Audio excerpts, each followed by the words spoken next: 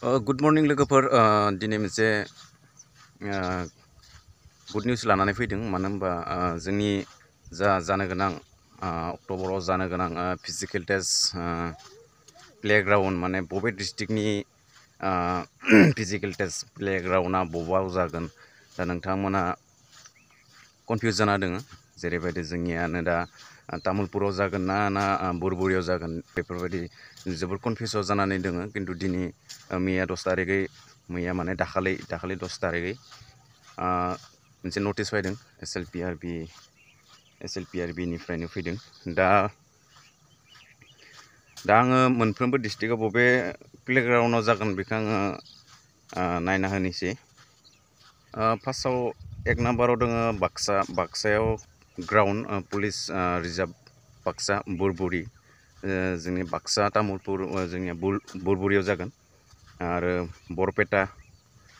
second नाम्बाराव Barpeta police reserve field Barpeta बियो जागोन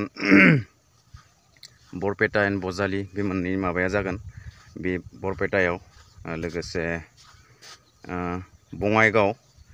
बङाइगावनिया police reserve field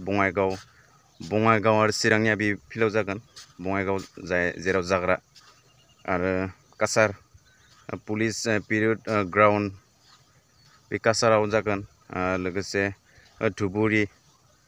धुबुरिनियाबो Dhubri south सालमारायाव जागोन डिब्रुगड़नि दङ next Dibrugarh police reserve field खानलाकार डिब्रुगड़ तिनिसुकिया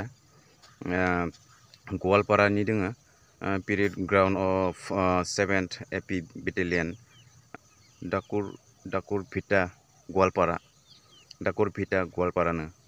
मोजां सिनाय मोनाखै मानो होनबा एसे ब्लार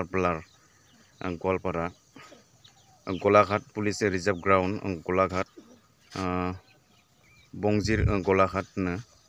बेयाव जागोन कामरुपनियाबो मान्दाकाटा period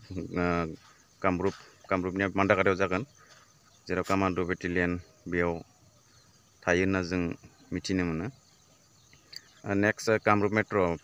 period ground 4th AP battalion Kahilipara Guwahati Kamrup metro' आरो Karbi Anglong parade ground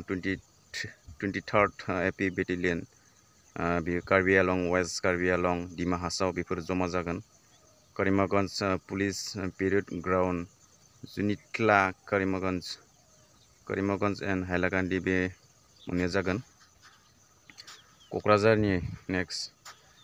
playground field of police reserve Kokrajhar दिमलागाव क'क्राझार बे जागोन लखिमपुर आरो parade ground A of 13th AP battalion बे लखिमपुर एन्ड धेमजान Jorhat police reserve field Jorhat and Majuli बे मोननै जागोन नेक्स्ट लास्टआव Nalbari reserve police parade ground Nalbari बेबो नलबारियावनो जागोन नेक्स्ट नगावनियाबो पुलिस रिजार्भ गावसोरनि नगावआवनो जागोन नेक्स्ट शिबसागरनियाबो नाजिरा गावसोरनि फिल्डआवनो जागोन सनितपुरनि फिल्डआवनो जागोन लास्ट उदालगुरियाबो गावसोरनि उदालगुरि नेक्स्ट जाबाय थानाय फिल्डआवनो जागोन टटेल 20 भेन्यु होदों देग्लाय आरो लोगोसे एडमिट कार्डनि डेट होना दोनदों 23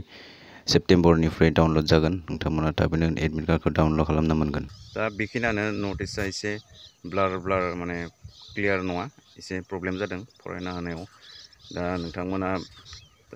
थुलमुलबाबो मिथिबाय जे बाक्सानिया तामुलपुराव जागोन ना बुरबुरियाव जागोन दा मिथिना मोनबाय जे बाक्सानिया बुरबुरि सिगां थांनाय बारफोराव जेराव जादों बेयावनो जागोन दा नोंथांमोना एसेबाबो मिथिबाय जानो हागौ दा भिडिअखौ शेयार खालामना होबानो जाबाय आं बे स्क्रिनावबो होना दोनगोन आं बे नटिसखौ दा बेखिनियानो लोगोफोर भिडिअखौ like comment share and subscribe खालामबानो जाबाय लोगोफोर दायो जोङो रानिं खालामनो फैदों ड्रेसावनो दङ दा लोगोफोराबो रानिं खालामगासिनो दा नै आंबो दा दसे थानानै रानिं खालामनोसै गोजोन्थों